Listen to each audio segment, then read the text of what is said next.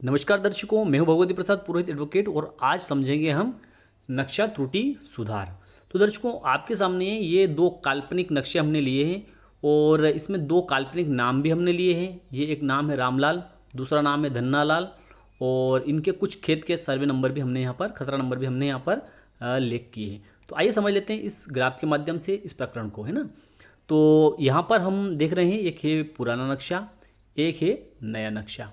तो सबसे पहले हम समझ लेते हैं कि यदि नक्शे की त्रुटि का सुधार हमें करवाना है तो उसके लिए हमें कौन कौन से दस्तावेज पहले निकालना चाहिए। तो देखिए, उसके लिए सबसे पहले हमें निकालना चाहिए, यदि नक्शे की त्रुटि है तो सबसे पहले हमें निकालना चाहिए पुराना नक्शा और उसके बाद में निकालना चाहिए हमें नया नक्शा। ठीक है, तो ये दोनों दस्तावेज तो अति आवश्यक है।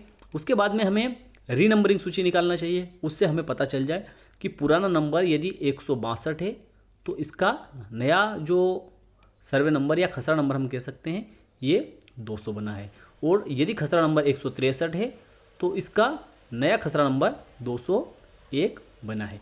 तो इसके लिए हमें क्या करना पड़ेगा, रीनंबरिंग सूची हमें निकालनी पड़ेगी। इसके बाद में अगला जो डॉक्यूमेंट रहता है वह रहता है खसरा। ठीक है, तो खसरे में इस बात की प्रविष्टि रहती है कि किस खसरा नंबर जो नक्शे में दर्ज है उसका रकबा अर्थात एरिया कितना है। ठीक है, तो उसके लिए हमें क्या करना पड़ेगा, नक्शा त्रुटि के सुधार के केस में हमें एक तो पुराना खसरा निकालना चाहिए 162। जैसे हम मान लेते हैं कि पुराने नक्शे में जो 162 सर्वे नंबर है तो इसका 162 का खसरा हमें निकालना चाहिए। उसके बाद में जैसे 162 है तो ये नया इसका खसरा निकालना चाहिए, उसमें खसरा नंबर 200 दर्ज हो खसरा में और उसका रकबा उसमें लिखा हुआ हो। उसके बाद में ये जैसे 163 है तो इसका भी पुराना खसरा निकालना है और इसका भी नया खसरा हमें निकालना है। अब उसके बाद में देखिए, अब उसके बाद में किस प्रकार से प्रक्रिया प्रारंभ होती है। तो देखिए, ये सारे डॉक्यूमेंट तैयार होने के बाद में फिर हमें ये बताना है कि जैसे आप यहाँ देखते होंगे ये जो ग्राफ बना हुआ है इसमें ये एक हमने जो काल्पनिक नाम भी लिए दो, तो इसमें आप देखेंगे कि एक हम यहाँ दिशा हम चयन कर लेते हैं ना, ये हम इस तरीके से यहाँ हम एक दिशा चयन कर लेते हैं। ये जैसे है ना, ये यहाँ पर उत्तर है, इधर है ना, इधर उत्तर है और इधर दक्षिण है। ठीक है ना, ये दक्षिण है ना और यहाँ पर उत्तर है।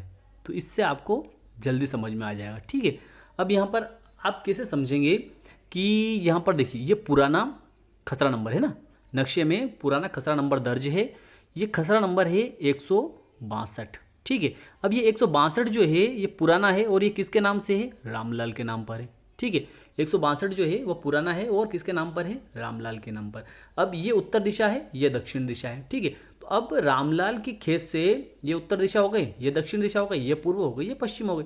तो पूर्व दिशा में जो खसरा नंबर है 163 है और ये किसके नाम पर है, ये धन्नालाल के नाम पर है। ठीक है, अब इसकी आप आकृति देखते होंगे पुराने नक्शे में, आप समझना इसको, वीडियो बड़ा इंटरेस्टिंग है और पूरी बात आपको समझ में आ जाएगी।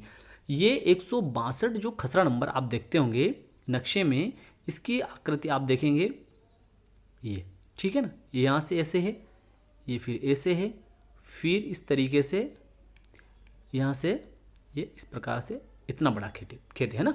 तो अब ये 162 जो खसरा नंबर आप देख रहे हैं इसका ये पुराना है और इसका नया नंबर क्या बनता है, 200। ठीक है ना, अब 200 नंबर नए नक्शे में आप देखोगे तो ये यहाँ पर है।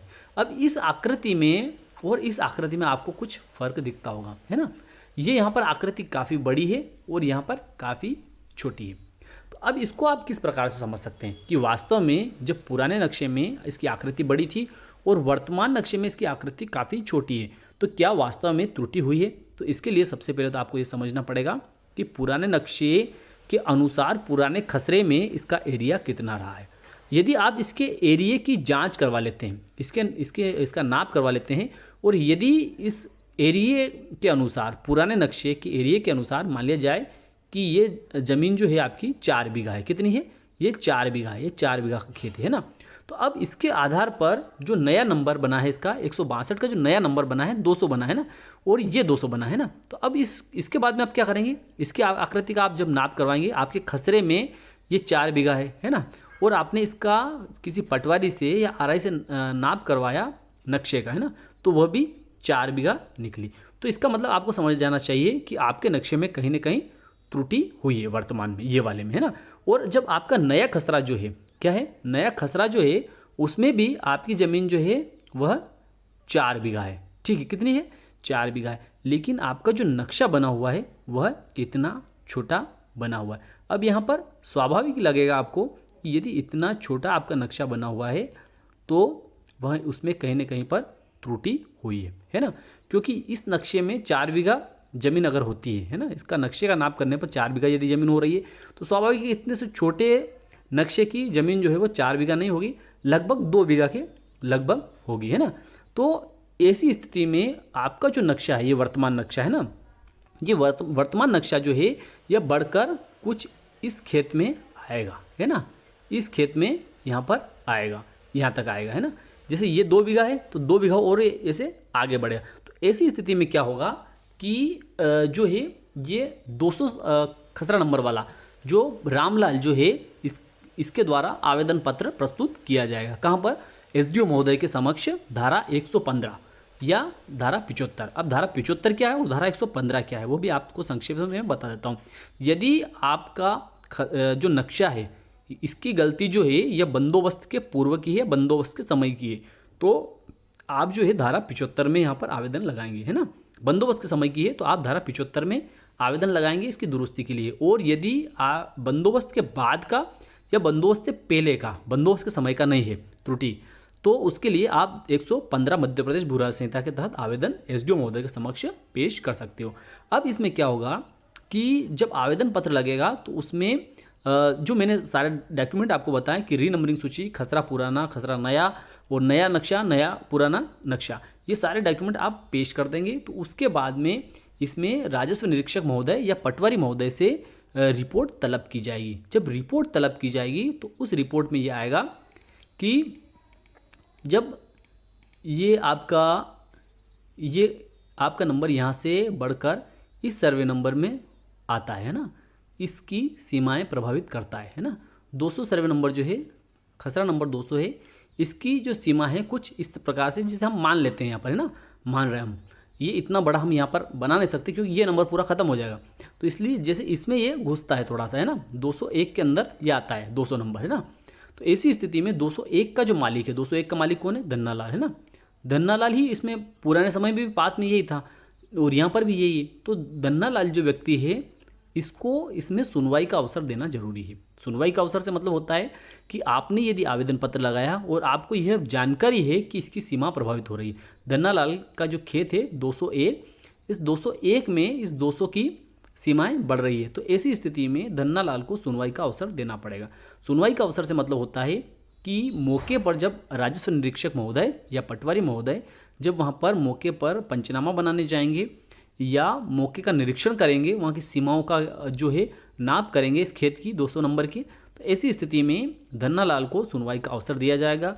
और धन्नालाल को न्यायालय में भी सुनवाई का अवसर देना चाहिए और धन्नालाल के समक्ष ही यह पंचनामा बनाया जाना चाहिए।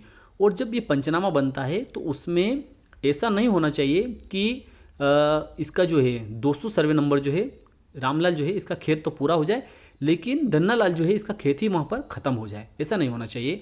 क्योंकि जो है इस व्यक्ति का भी जैसे पुराने खसरे नक्शे में और खसरे में भी इस धन्नालाल के नाम से सर्वे नंबर 163 था और 163 से 201 बना है इसका, है ना। तो इसकी भी ज़मीन वहाँ कहीं ना कहीं है, तो इसलिए इसको भी सुनवाई का अवसर देना चाहिए। और ऐसा ना हो कि इस ज़मीन के बढ़ने से ये यहाँ आ जाए और ये धन्नालाल जो है इसको और आगे बढ़ा दिया जाए और इसके बाद में ये आगे बैठा हुआ है इसको और आगे बढ़ा दिया जाए। तो इससे क्या होगा कि एक विवाद खत्म नहीं होगा बल्कि नए विवाद जन्म लेंगे। ऐसी स्थिति में जो न्यायालय को, राजस्व निरीक्षक महोदय को और पटवारी महोदय को इस बात का विशेष ध्यान रखना चाहिए कि यदि किसी भी पड़ोसी कृषक की सीमाएं प्रभावित होती है नक्शा दुरुस्ती से तो उस पक्ष को सुना जाना चाहिए और उसकी बात पर विचार करना चाहिए और उसके बाद जो वो कहता है उस पर विचार करने के बाद में प्रकरण में निर्णय लेना चाहिए। तो दर्शकों मैं विश्वास रखता हूं कि आज की दी गई जानकारी आपके लिए महत्वपूर्ण रही होगी, आपको अच्छी लगी हो तो आप वीडियो को लाइक कर दीजिए, अधिक से अधिक लोगों तक इसको शेयर कर दीजिए। फिर मिलते हैं अगले वीडियो में नई कानूनी जानकारी के साथ, तब तक के लिए जय हिंद, जय भारत।